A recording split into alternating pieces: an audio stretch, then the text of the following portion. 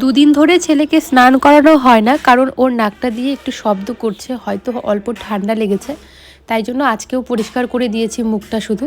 তারপর ওর যে সোয়েটারটা পরেছিল সেটা চেঞ্জ করে আজকে একটা মোটা সোয়েটার পরালাম। এই সোয়েটারটা আজকে প্রথম পরানো হলো, ছেলেকে কীরকম মানিয়েছে জানিও। আজকে চুলে কন্ডিশনার করেছি, আর ভিজে চুলেই সিল্ক অ্যান্ড শাইন অ্যাপ্লাই করতে হয়, তাহলে চুলটা দারুণ সিল্কি হয়। তো আমি সেটাই করছি। চুলে কন্ডিশনার করার পর সিরাম লাগালে পরে আরও সিল্কি হয়, চুলে একদমই জট বাঁধে না। আর মুখে আজকে লাগাবো ভেজলিন, আমি এই শীতে ভেজলিনই লাগাচ্ছি। বেশ ভালোই লাগে ভেজলিন লাগালে, কারণ মুখটা না হলে ফেটে ফেটে যাবে, তাই জন্য। প্রেগনেন্সির আগের থেকেই আর কি আমি নিজের কখনো যত্ন নিতাম না, মানে এই যে বডি লোশন এগুলো লাগাতাম না। তো 1-1.5 বছর আগে লাগাতাম, তো আবার ভাবছি যে না, নতুন করে নিজের যত্ন নেব, তাই স্নান করে এসে বডি লোশন লাগালাম। আর এদিকে ছেলেকে প্যান্ট পরাইনি, তখন কাপড় পরিয়ে রেখেছিলাম, ভেবেছিলাম একটু বেলাটা হয়ে যাক তারপর প্যান্ট পরাবো আর কি। কারণ সবসময় ছেলেকে আমি প্যাম্পাস ডাইপার এগুলো পরাই না। শীতকাল এখন তো মাঝে মাঝে পরাই, কিন্তু গরমে একদমই পরাই না, শুধু রাতে পরাই।